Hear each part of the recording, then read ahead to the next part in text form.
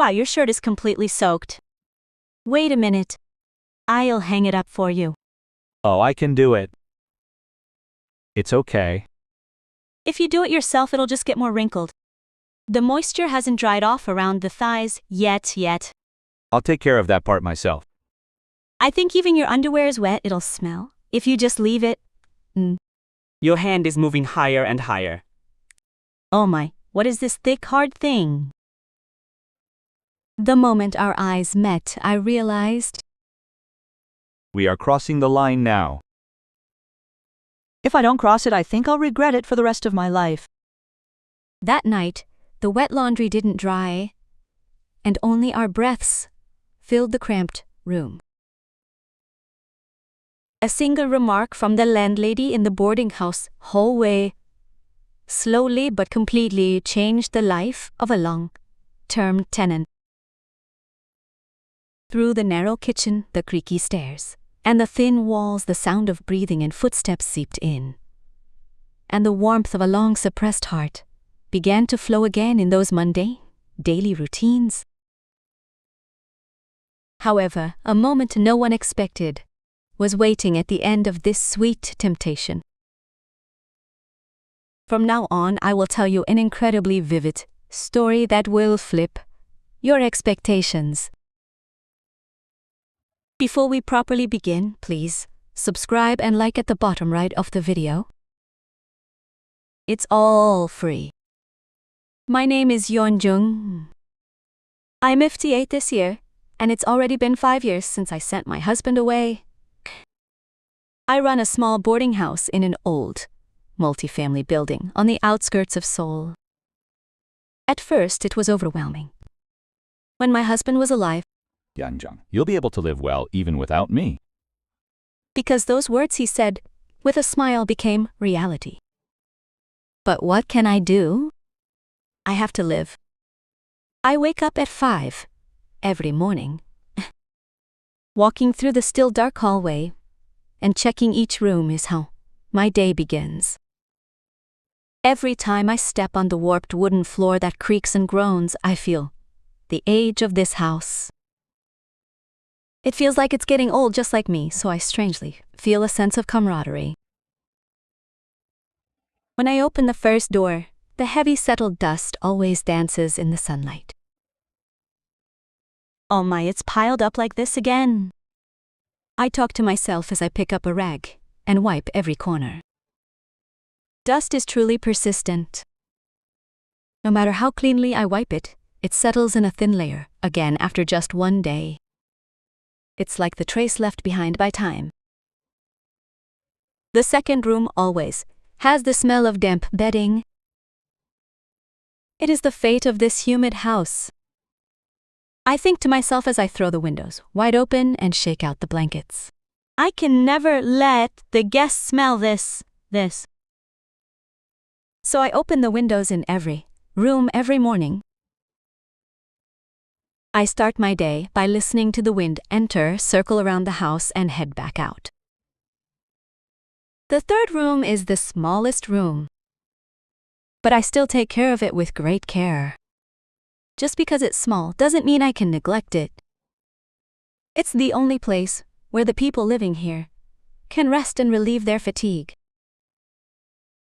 I make up my mind to shake out the bedding and change the sheets so they can rest well today. I promise myself. This is my daily routine. Ever since my husband passed away, I've become even more attentive. In the past, my husband used to carry heavy luggage and help me clean the high places. Now that I have to do everything alone, it's physically exhausting and, more than anything, lonely. But when the guests say, Ma'am, it's really clean here, would I hear? I feel so proud. Thank you. I take care of it with great care every day. I feel a sense of fulfillment when I answer them.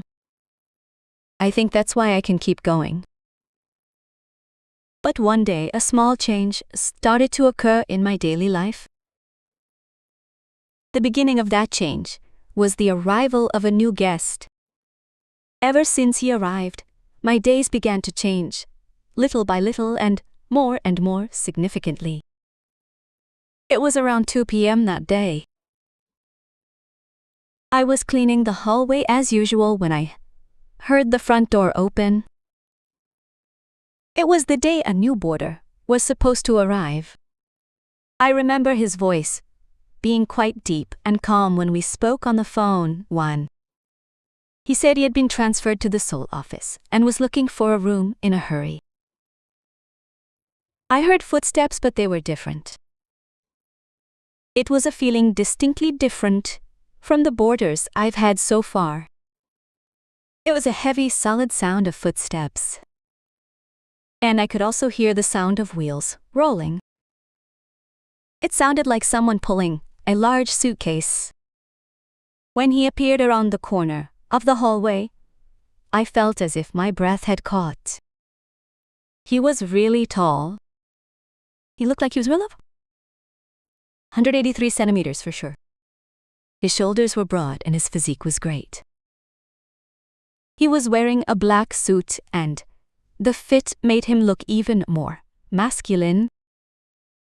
But what surprised me most was the aura he gave off. He said he was 42, but he looked very reliable for his age. His face showed signs of fatigue, but his eyes were clear and sharp. He had a chiseled jawline and a very masculine impression. Hello. I'm Kang Min-soo. When he greeted me, his voice was truly low and deep. It was much more attractive than what I had heard on the phone. I felt nervous for no reason and gripped the rag in my hand tightly. When he stepped into the narrow hallway, the space suddenly felt full. The hallway that usually felt spacious suddenly seemed cramped. His presence was truly overwhelming. It felt as if even the air had become heavy. The sight of him pulling that large suitcase was also impressive. It was a black hard-shell case, and it was really big. It seemed like he had a lot of luggage. I suppose that makes sense, since he was transferred to Seoul and moved here for good. Your room is this way. I led the way, but I could feel his presence following behind me. Should I call it a suffocating tension? It was a new emotion I had never experienced before. As I climbed the stairs, I kept becoming conscious of him behind me. What does he think of me? I also worried about how he would view this old boarding house. For some reason, I was more concerned than usual. Opening the door, I said, "This is the room." My voice was trembling, unlike my usual self. He looked around the room slowly and nodded. It's neat. I'm counting on you. His words made me feel good for some reason. I felt as if I had received a compliment. But at the same time, I also felt a strange tremor. It was from that very moment. The change in my ordinary daily life had begun. Everything started to change when a man named Kang Min-soo moved in. Thinking about it now, that seems to have been the start of everything. It was about a week after Min-soo settled into the boarding house. I had started to learn his daily routine little by little. He would leave early in the morning and come home very late. Since he works at a major company headquarters, late shifts are inevitable. It was one night past 11 o'clock. I had already finished the dishes and prepared for the next morning. But then, I heard the sound of the front door opening. It was Min-soo coming home. When I went out to the hallway, he looked really exhausted. His shoulders were slumped and his face was full of fatigue. His tie was also loosened. It was pitiful just to look at him. Are you still awake? Min-soo asked with a surprised expression. Yes. I was waiting, just in case. Have you had dinner? Then, Min-soo scratched his head and replied. No. I was so busy leaving the office. At that moment, I couldn't just stand still. You can't go to bed hungry after coming home this late. Running a boarding house, my priority is the residents' well-being. Please wait a moment. I'll fix you something quickly. I went into the kitchen and searched the refrigerator. Luckily, there was some kimchi stew left over from this evening. There was also rice in the rice cooker. I took out a few side dishes and set the table. Min-soo was sitting on the living room sofa, completely loosening his tie. He had also taken off his suit jacket and hung it aside. He looked somehow more relaxed in just his dress shirt. It's all ready. Come over here. I set the meal on the dining table and called for Min-soo. As he stood up and approached, I could feel the fatigue in his gait. Thank you so much. I'm sorry to trouble you at such an hour. What? It's only natural. Please eat quickly. Min-soo sat at the table and I scooped some kimchi stew into a bowl and placed it in front of him. Then I reached out to hand him his chopsticks. That was the very moment. Min-soo's hand reaching for the chopsticks brushed against mine. But it wasn't just a simple brush. His hand stayed on my wrist for a few seconds. I was truly surprised in that moment. His hand was much rougher than I had imagined. It was the hand of a man hardened by hard work. At the same time, it was incredibly hot. It felt as if a feverish heat was being transmitted to my wrist. After a few seconds, Min-soo pulled his hand away first. I'm sorry, he said. In a quiet voice, But the sensation still linger on my wrist. Should I call it a strange tremor? It was a feeling I had never experienced before.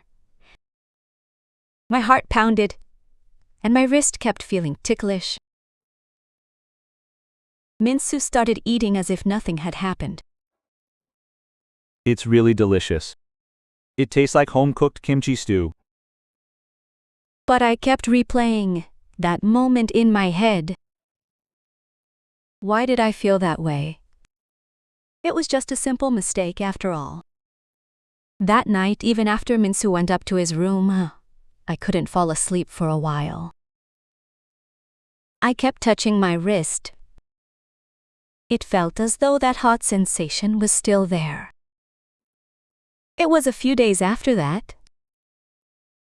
It was the rainy season in June. It was raining cats and dogs that day.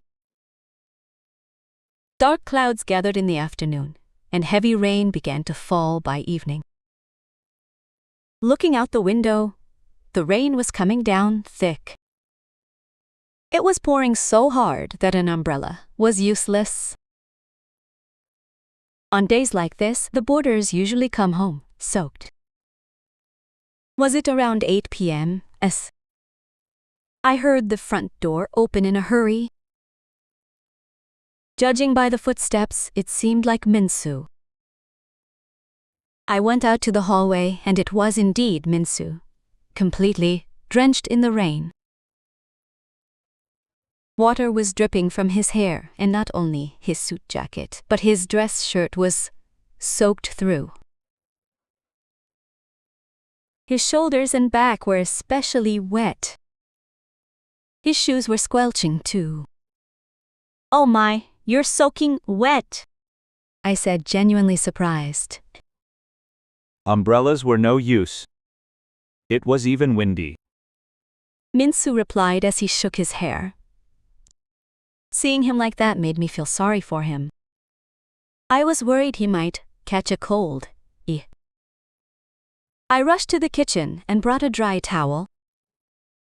It was a large bath towel. Please change your clothes quickly. Here's a towel. Min-soo thanked me and started taking off his jacket. His soaking wet jacket dropped onto the floor. Then he started to take off his dress shirt. The wet shirt clung to his body, making it look difficult to remove. I watched as Min-soo hunched his shoulders to pull off his shirt, and without thinking I grabbed a towel and stepped closer. Your back is very wet. Shall I wipe it for you? That was when Min-soo, No, it's fine. he said, reaching out his hand to take the towel from me. I reached out to hand him the towel, and it happened in that exact moment. My hand ended up touching Min-soo's arm. It was his forearm which was soaking wet. It was just an accidental brush, but the sensation was incredibly vivid. I expected it to be cold from the rain, but it was actually hot. I could also feel the firmness of his muscles. The water from his arm got on my fingers, and even that felt hot. I felt a really strange sensation in that moment. My heart suddenly started to race. Should I call it an unexplainable heat? It felt as if something was burning inside my body. Perhaps sensing my gaze, Min-soo stopped for a moment. Our eyes met, and that moment felt truly long. How many seconds was it? But it felt as long as an eternity. Thanks for the towel. Min-soo broke the silence first. Dazed, I replied, yeah. Go wash up quickly, I said. Aire. Even after Min-soo went up to his room, I stood there for a long time. It felt like what had just happened was a dream. Why did I feel that way? It was just a simple touch against a wet arm. I looked down at my hand, and it felt like that sensation still lingered. That strange, cold yet hot sensation. And my heart was still beating rapidly. I really couldn't fall asleep that night. That moment kept playing over and over in my head. Min-soo's wet arm, those firm muscles, and even the strange tremor I felt then. Everything was so vivid. It was about a week after those things happened. Since it was the weekend, all the other boarders had gone out. Only Min-soo and I were left at the house. It was Min-soo's first day off in a while, so he slept in late. It was only around 2 p.m. when Min-soo came down to the kitchen. I happened to be preparing lunch at the time. I was boiling soybean paste stew, and he must have liked the smell. Wow, that smells really good, Min-soo said from the kitchen entrance. But our boarding house kitchen is really small. It's a space that's tight even for just one person to cook. But when Min-soo walked in, it felt even more cramped. I was stirring soup in front of the stove when Min-soo came up beside me. It looked like he was trying to get a cup. But the space was so tight that we kept bumping into each other. At first, our shoulders lightly brushed. Min-soo said. I'm sorry? He tried to step aside, but as I tried to move too, we ended up even closer. It was a funny situation. Next, our elbows overlapped. I was stirring the soup, and he reached out to pull a cup from the cupboard. Our elbows touched then, and strangely, we stayed like that for a few seconds. I think we both just stood there, not knowing who should move first. But at that moment, a strange atmosphere started to flow. Shall I say we became aware of each other? I tried to keep stirring, but my hand was shaking. I could feel Minsu's body heat being transmitted through our elbows. It was really hot. That's when Minsu leaned in a little further.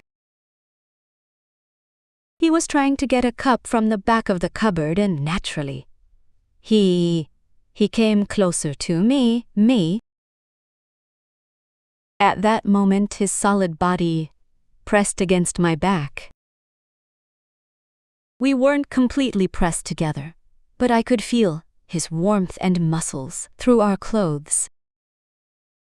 His chest was touching my back. I felt like I was going to lose my breath at that moment.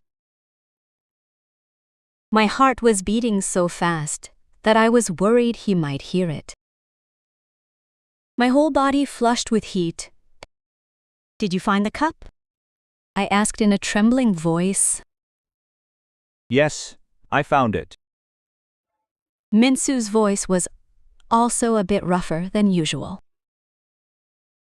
But Minsu didn't step back right away. He stayed like that for a few seconds before slowly stepping back. I don't know why I didn't move from that spot either. It was a short moment, but it was really intense. It was a feeling I had never experienced before. In my 58 years of living, it had been a long time since I felt such a flutter. Even after Minsu poured his water and left, I stayed there, stirring the soup for a while. But my mind was completely somewhere else. That sensation from just a moment ago kept circling in my head. Since that day, it's become hard to make eye contact with Minsu. I could tell that we were aware of each other. Some kind of subtle tension started to flow through the house. I hope this story is helpful to you as well. If you have had a similar experience, please share it in the comments. And if you like this video, I would be very grateful if you hit subscribe, like, and set notifications. Your interest and support give me great strength. It was on a Thursday night when that subtle atmosphere continued. Around 9 p.m., the ceiling light in the living room suddenly started to flicker. It seemed like the fluorescent bulb had reached the end of its life. The other boarders had already gone into their respective rooms. Only Minsu was in the living room, watching TV. He must have found it annoying because the light kept flickering. I need to change this. As I muttered to myself, Minsu spoke up. Should I change it for you? I'm tall, so I think a ladder will be enough. I was truly grateful. Usually I would have to ask the management office for such things. But I was so relieved that Minsu offered to do it himself. I brought the ladder from the storage room. It was an old aluminum ladder, and it was quite tall. While Minsu held the ladder, I prepared the new fluorescent bulb. As Minsu climbed up, his height allowed him to reach the ceiling quickly. I was holding the ladder from below. I was worried it might wobble. "Be careful," I said from below. Yes. It's fine. Minsu replied as he to open the light cover. But the cover must have been heavier than he thought. As Minsu leaned to one side to pull it off, the ladder suddenly wobbled. Safaho suddenly wobbled. Oh. I heard Minsu make a surprised sound. It felt like he had lost his balance. The ladder started to tilt to one side. In that moment, I was really scared. My mind went blank, thinking about what if Minsu fell. Instinctively, I reached out and grabbed him. My 2 hands wrapped around Minsu's waist. To be precise, it was the lower part of his waist. I felt firm muscles. And above all, his heavy weight poured into my arms. As Minsu came down from the ladder, he naturally ended up in my arms. In that moment, everything seemed to move in slow motion. Minsu's body heat was transferred completely through our clothes. It was hot and heavy. I could feel his masculine weight with my whole body. And I could hear Minsu's breathing right next to my ear. It was rough and fast, and my own breathing quickened along with his. "Are you okay?" I asked in a trembling voice. After staying in that state for a few seconds, Minsu slowly stood up. But he didn't pull away completely. My hands were still on his waist, and his hands were on my shoulders. Our eyes met. The look in Minsu's eyes was different from usual. It was an expression of something desperate. My heart felt the same way, I wasn't sure if I should be feeling this way, but I couldn't stop myself. Thank you so much. I almost fell back there. Minsu spoke in a low voice. But neither of us moved from that spot. It was as if time had stood still. Minsu's body heat, his weight, even his heavy breathing, everything felt so vivid. I couldn't really sleep at all that night. That moment kept playing over and over in my head. The feel of holding on to Minsu, the heavy weight, and the way we looked at each other. I felt like we had crossed a line. It was just an accident, but I knew we both felt something different in that moment. It was a few days after that happened. It was a Saturday evening, and all the other boarders were out, and only Minsu and I were left at home. It was a quieter evening than usual. I prepared a simple dinner. Kimchi stew, rolled omelets, and a few side dishes. I wanted to offer a little comfort since Minsu seemed to be struggling with work lately. "Dinner is ready," I called out to Minsu. We sat across from each other eating, and the atmosphere was different than usual. It felt more comfortable and natural somehow. It felt like we were an old married couple. "Maybe we should have a glass of soju today," I suggested it cautiously. Since it was the weekend, I thought it would be okay. That sounds nice. I've wanted to have a drink at home comfortably for a long time. Minsu seemed happy about it. I took a bottle of soju from the fridge and poured him a glass. Minsu poured a drink for me too. This situation felt both new and a bit awkward. After the first glass, the mood became much softer. We ended up sharing personal stories we never talked about before. Talk of Minsu's work life. Things like the hardships of living in Seoul. I'm really grateful. Minsu said suddenly with a serious expression. For what? If it wasn't for this home-cooked meal, I really wouldn't have been able to hold on. Minsu's voice was lower and softer than usual. Hearing that made me feel deeply moved. To think the meals I make were such a comfort to Minsu. It felt like it had been a long time since I'd heard such thanks while living alone. Don't say things like that. It's only natural. I answered shyly. Just then Minsu reached out his hand quietly. At first I thought he was reaching for his glass, but that wasn't it. Minsu's hand came to rest on my knee.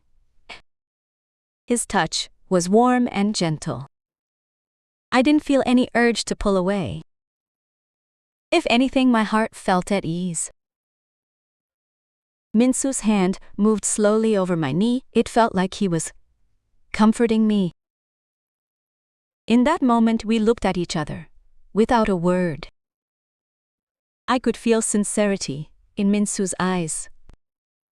It felt like gratitude was mixed with something else. Minsu's hand rested on my knee for a long time. How many minutes was it? But it didn't feel awkward at all. It felt as if it were the most natural thing in the world. You are a truly wonderful person, ma'am. Minsu said in a low voice. With those words, even more warmth spread from Minsu's hand. It was a warmth that traveled from my knee throughout my entire body. That moment was so precious to me.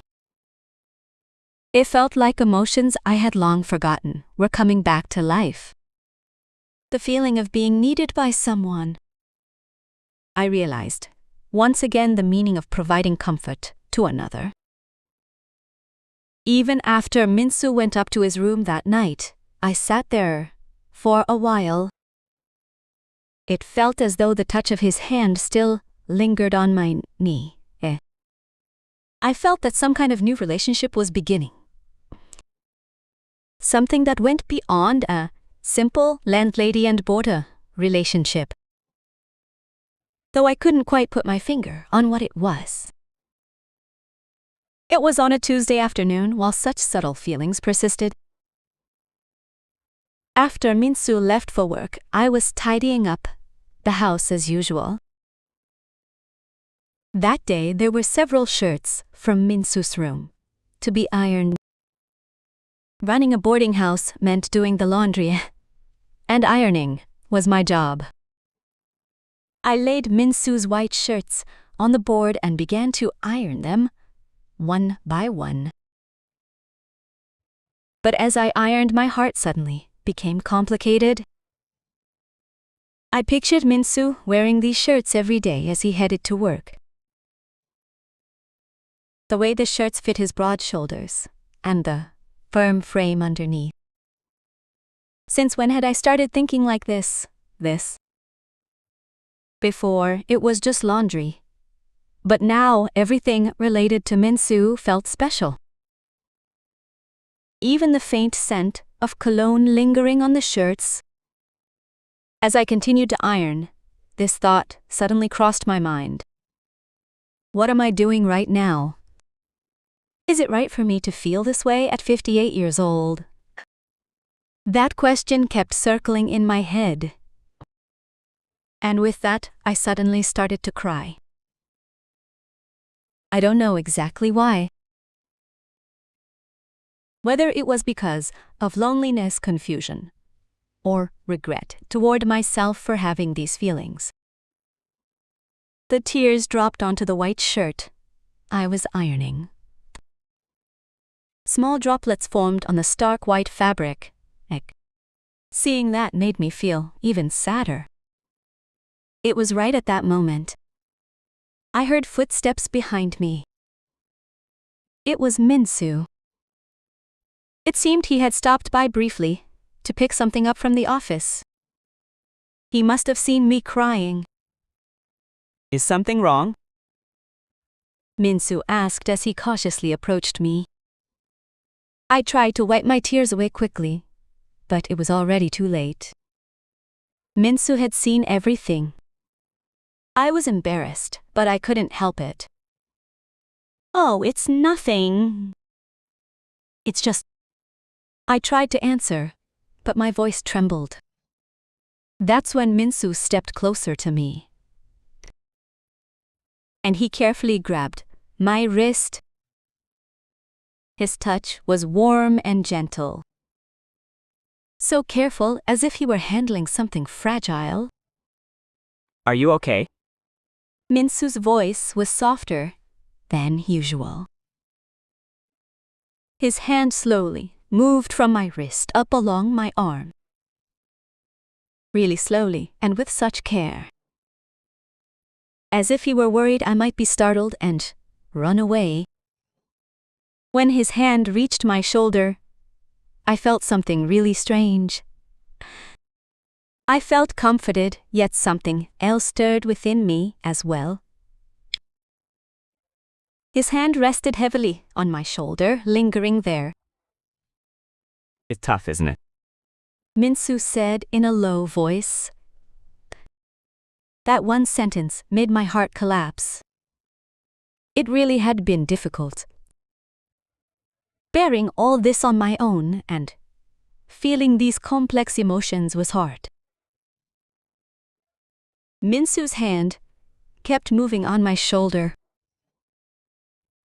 It felt like it held comfort, but also something more. Should I call it desire? I could feel a complex tremor mixed with those things. I was truly confused in that moment. I didn't know if these feelings were right, or if I should just keep going. But one thing was certain.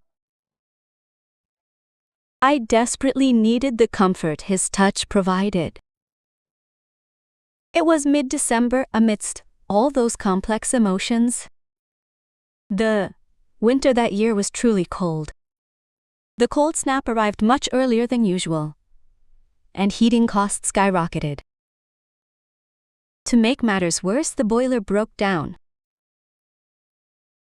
Around 10 p.m. that night, the boiler made a strange noise and suddenly shut off. No matter how hard I tried to turn it back on, it wouldn't work.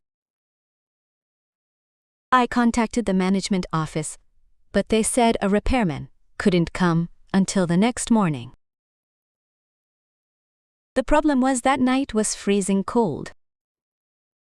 The forecast said temperatures would drop to -10 degrees. I worried about the boarders catching a cold.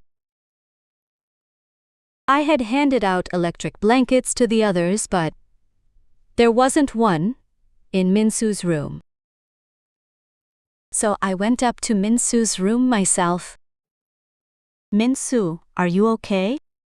Isn't it too cold? Oh, it is a bit cold. But I'm fine. Minsu said, pulling his blanket up to his chin. But he looked far too cold just by looking at him. His lips were turning blue. I felt like something terrible would happen if I just left him like this. Wait here for a moment. I'll go get something. I hurried downstairs and brought up 2 more large blankets. I also brewed some warm tea and put it in a thermos. Please cover yourself with more blankets. And please have some of this. I handed him the tea.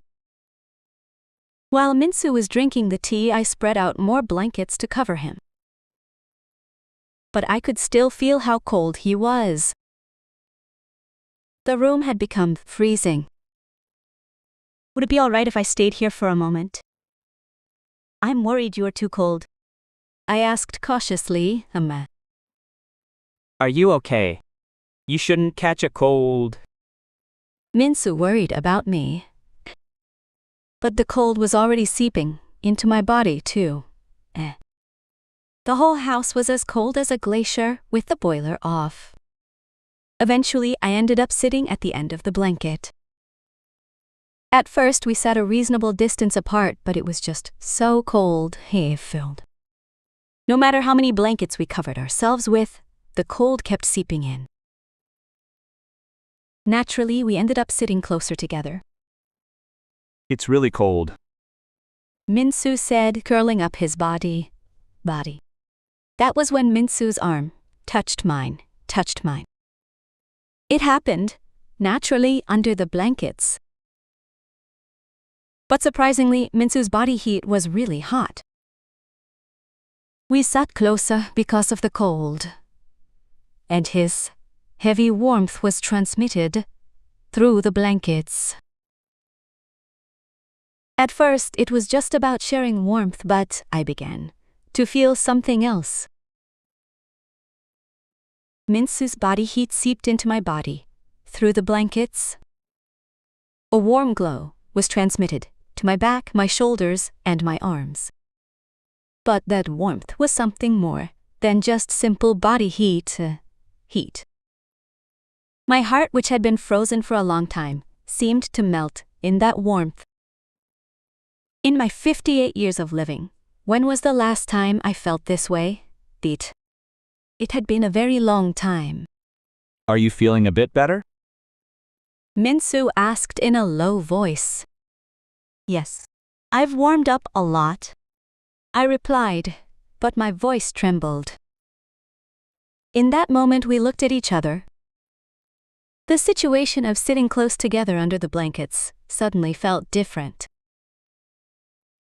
We both knew it was no longer just about avoiding the cold. That night, we sat like that until dawn. Sometimes talking and sometimes quietly feeling each other's warmth. That time was truly precious. From the day after we spent that warm night, something had changed. Whenever we made eye contact, a subtle tension flowed. And even in ordinary conversations, it felt like there was a hidden meaning. That awkwardness continued for a few days. Then one day, was it around 3 a.m.? I couldn't sleep, so I went down to the kitchen to drink some water. The deep night at the boarding house was truly quiet. So quiet that only the ticking of the clock could be heard. I was drinking water in the kitchen when I heard footsteps. It was Minsu. I guess he couldn't sleep just like me.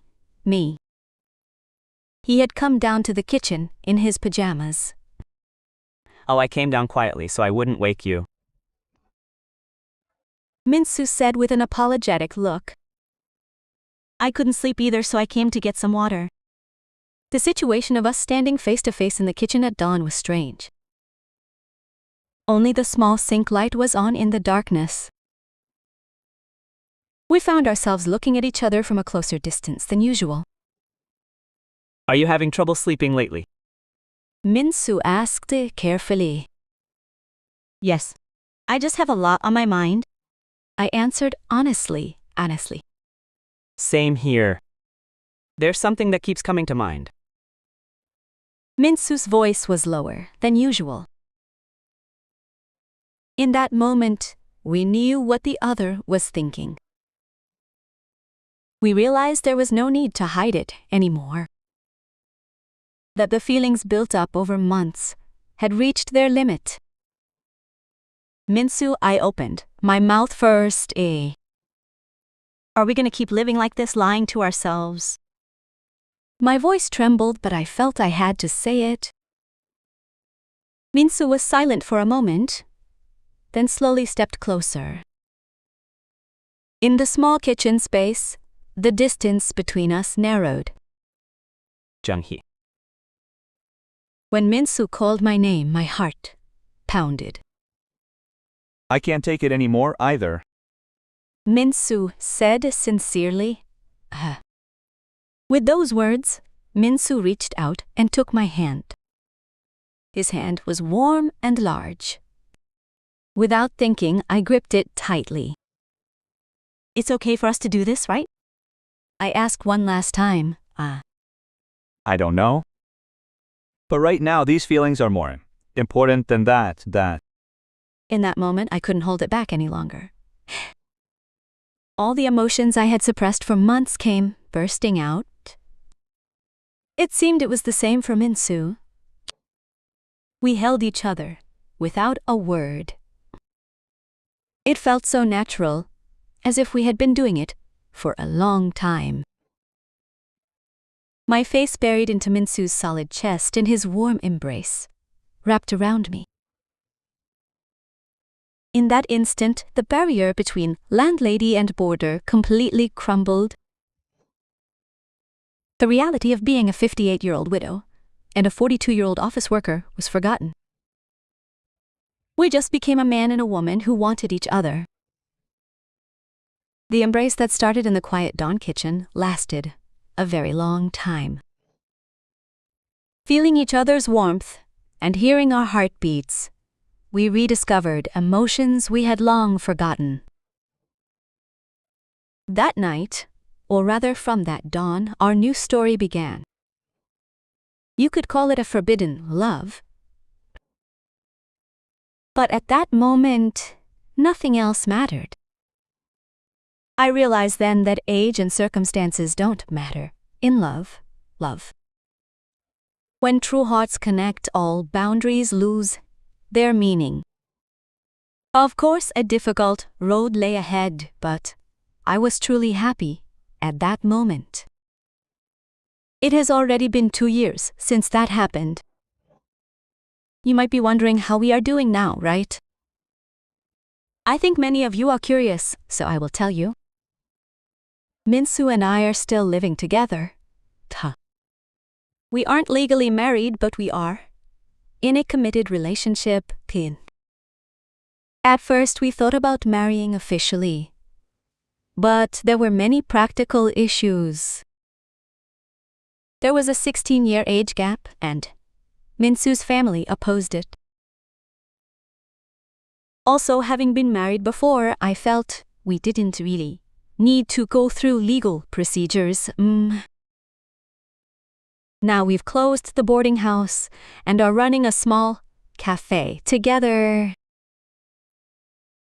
Since I enjoy cooking, we serve homemade desserts and simple meals at the cafe. Min-soo quit his job to help me run the cafe. Of course, it hasn't been easy. There were judgmental eyes around us, and financial burdens as well. I especially worried a lot about Min-soo leaving his stable job. But because we cherish and love each other, we were able to overcome everything. Now, the cafe is stable, and above all, the time we spend together is happy. Jeong, is it really okay for us to live like this? Sometimes Min-soo asks me questions like this. If we are happy, that is enough. I always answer like this. There is a story I really want to share with you all. It is that new opportunities come to life at unexpected moments. You don't need to give up just because of age or complicated circumstances. Of course, you must be prudent. I also gave it a lot of thought. But once you've confirmed your true feelings, having courage is important too. Isn't sincerity more important than formality?